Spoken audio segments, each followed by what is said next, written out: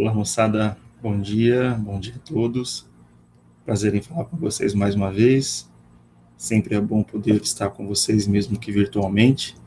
Hoje eu estou aqui para deixar para vocês, um estudo bíblico, uma devocional, se é que eu posso dizer assim, para a gente poder refletir juntos, para a gente poder estudar um pouquinho juntos a Bíblia e poder nos fortalecer um pouco mais, crescer um pouco mais na palavra de Deus e nessa comunhão com o Senhor.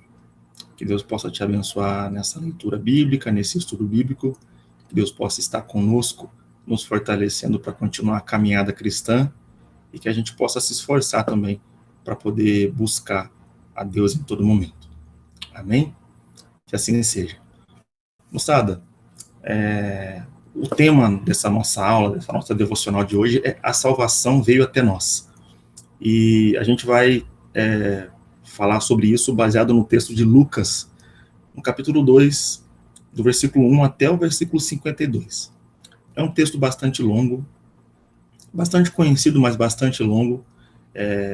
Então eu sugiro que você dê uma pausa agora nesse vídeo aqui, e leia todos esses versículos aí. Na verdade é o capítulo 2 todo, se não me engano. É o capítulo 2 todo. Então, você dê uma pausa que você leia esse capítulo, esses versículos, e aí você retorna para cá para a gente poder continuar o nosso bate-papo, tá bom? Bom,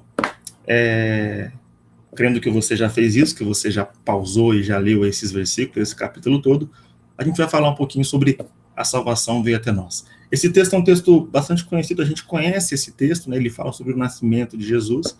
É um texto que fala sobre algumas coisas que aconteceram quando Jesus nasceu, fala sobre o nascimento de Jesus, e algumas coisas que aconteceu quando ele ainda era criança, na sua infância ali, quando ele nasceu. Esse texto nos fala, por exemplo, que os pastores foram avisados, por um anjo de Deus, de que o Salvador, que é chamado de Cristo, o Senhor, havia nascido, e que eles deveriam ir até esse Salvador, ir até a cidade de Belém, para poder adorar a esse Salvador, para poder adorar a esse Deus menino, a esse Deus homem que se fez entre nós, e entregar a esse menino presentes, ouro, incenso e mirra. A gente sabe disso. Esse texto fala um pouco sobre isso também. Além disso, esse texto também nos fala que, na sua infância, Jesus foi apresentado no templo para poder cumprir o que estava escrito na lei, que todo primogênito masculino, do sexo masculino, deveria ser consagrado e apresentado no templo ao Senhor. Está lá no verso 21. Esse texto relata isso aí. E Jesus passou por isso, Ele cumpriu esse ritual da lei. Ele foi consagrado ao Senhor, porque ele foi o filho primogênito, de Maria e de José, um filho nascido de forma miraculosa, Era o próprio Deus se fazendo homem no meio de nós. Então esse texto fala também um pouco sobre isso. Além disso, esse texto diz ainda que Jesus, ainda menino, ele fica no templo lá em Jerusalém, quando a sua família vai até Jerusalém para poder adorar a Deus no templo, Isso era um costume do povo judeu. E quando eles estão voltando para casa, eles se deparam que Jesus não está entre eles.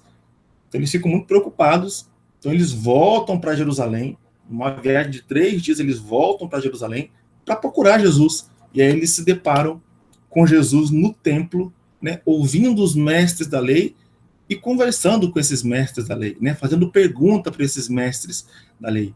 E diz o texto que esses mestres da lei ficaram maravilhados com as perguntas que Jesus fazia para eles, porque era um menino extremamente inteligente, um menino realmente diferente, ungido realmente da parte de Deus.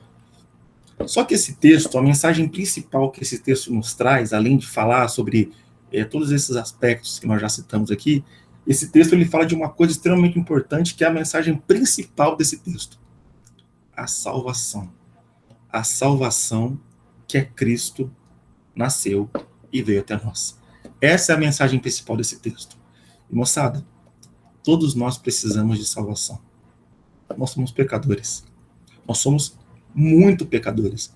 Só Deus e a gente sabe o quanto a gente erra, o quanto a gente peca.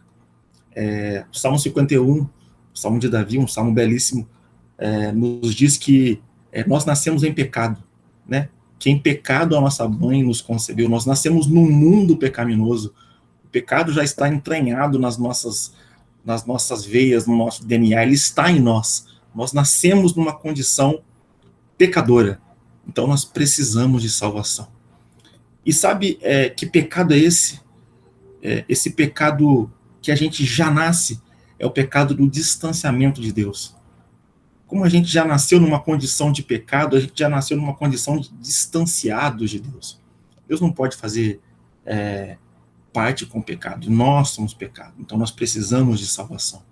Quando Adão e Eva pecam no jardim do Éden, pecam no paraíso, a presença de Deus foge deles, né? Deus não tem mais aquela comunhão diária, constante, íntima com os dois, porque eles agora, o pecado estava dentro deles, assim como o pecado está dentro de nós, nós carecemos, nós necessitamos da salvação, dessa salvação que vem do alto, que vem dos céus, que é o próprio Jesus Cristo, que nasceu e que se fez homem, né? Deus se fez homem por nós, para nos trazer esse privilégio da reconciliação, nos reconciliar com Deus. Temos comunhão de novo, temos intimidade de novo, podemos falar com Deus na certeza de que por intermédio de Jesus Cristo, assim diz a Bíblia, ele nos ouve, ele nos escuta, ele olha para nós, né? É a certeza de que Deus, por intermédio de Jesus, nos perdoa, derrama sobre nós as tuas bênçãos e as bênçãos do perdão.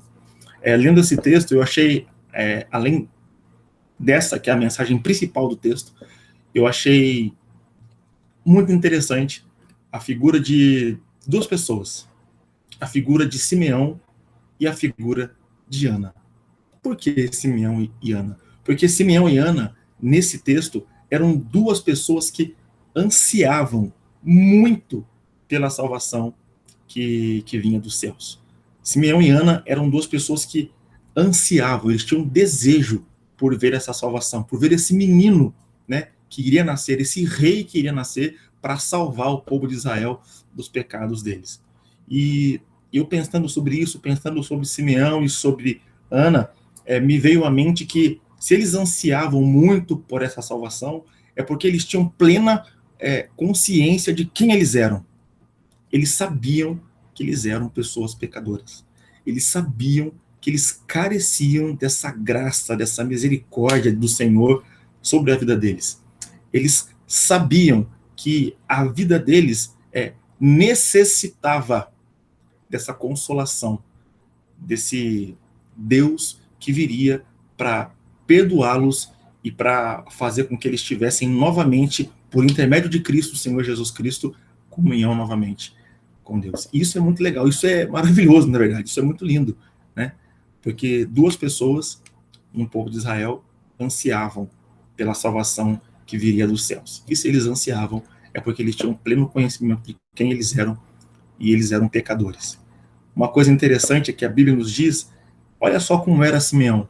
Simeão, a Bíblia diz, era um homem justo e piedoso. E ele esperava por essa consolação de Israel, para que o povo de Israel fosse consolado.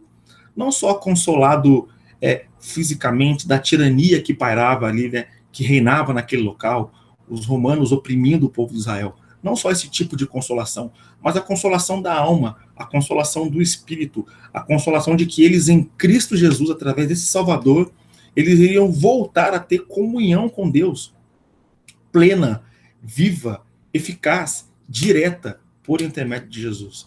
Então, a Bíblia diz que Simeão esperava por isso, ansiava por essa consolação que viria dos céus. E, graças a Deus, ele teve esse privilégio de ver a salvação. Ele viu Jesus, ele pegou Jesus nos braços, né? Ele pôde abençoar Maria e José, diz a Bíblia, se você for ler o texto todo, você vai ver que Simeão abençoou Maria e José, falou muitas coisas a respeito de Jesus. Ele teve esse privilégio de ver a salvação e de pegar a salvação nos braços, que era Cristo Senhor. Já Ana, olha o que diz a Bíblia a respeito de Ana. Ana era uma mulher que se casou, mas que ficou casada apenas 7 anos.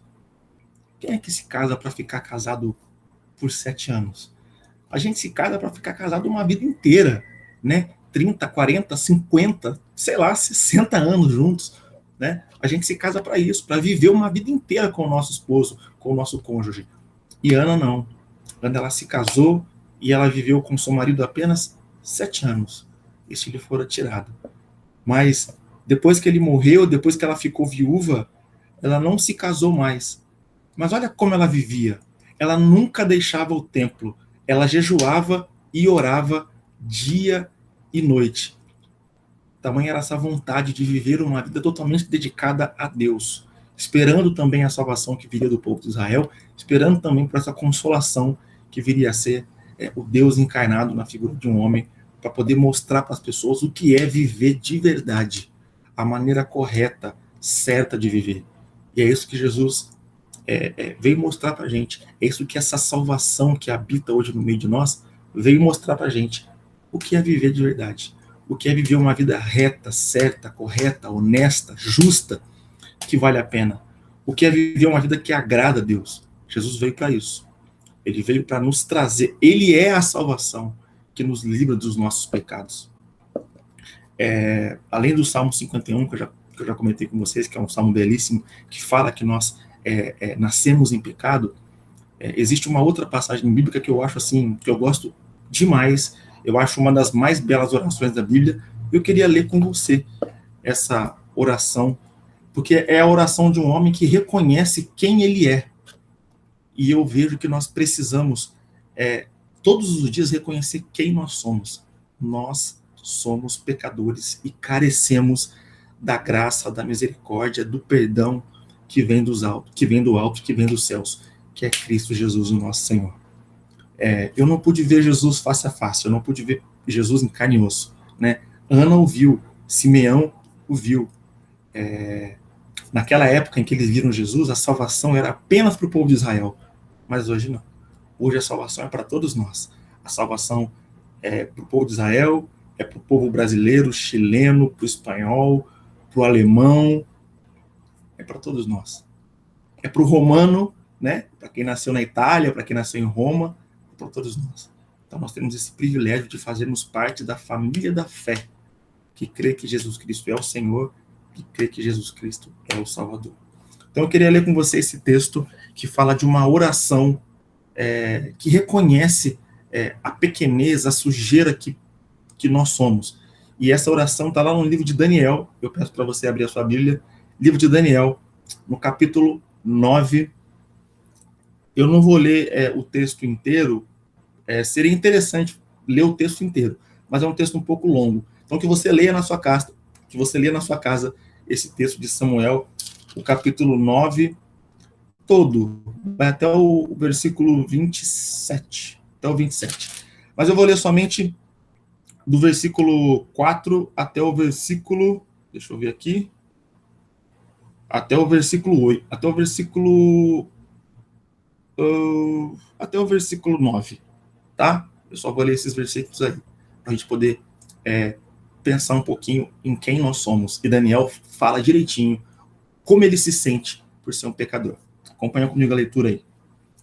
Daniel falando: orei ao Senhor, o meu Deus, e confessei: ó Senhor, Deus grande e temível, que mantens a tua aliança de amor com todos aqueles que te amam e obedecem aos teus mandamentos. Nós temos cometido pecado e somos culpados. Temos sido ímpios e rebeldes e nos afastamos dos teus mandamentos e das tuas leis. Não demos ouvido aos teus servos, os profetas, que falaram em teu nome aos nossos reis, aos nossos líderes e aos nossos antepassados e a todo o teu povo. Senhor, tu és justo e hoje estamos, olha o que ele diz, envergonhados. Sim, nós, o povo de Israel, o povo de Judá, o povo de Jerusalém e de todo Israel, todos os que estão perto como os que estão longe, em todas as terras pelas quais nos espalhaste por causa da nossa infidelidade para contigo. Nós estamos envergonhados. Ó Senhor, nós e nossos reis, nossos líderes e nossos antepassados estamos envergonhados por termos pecado contra ti. O Senhor nosso Deus é misericordioso e perdoador, apesar de termos sido rebeldes. E aí continua o texto.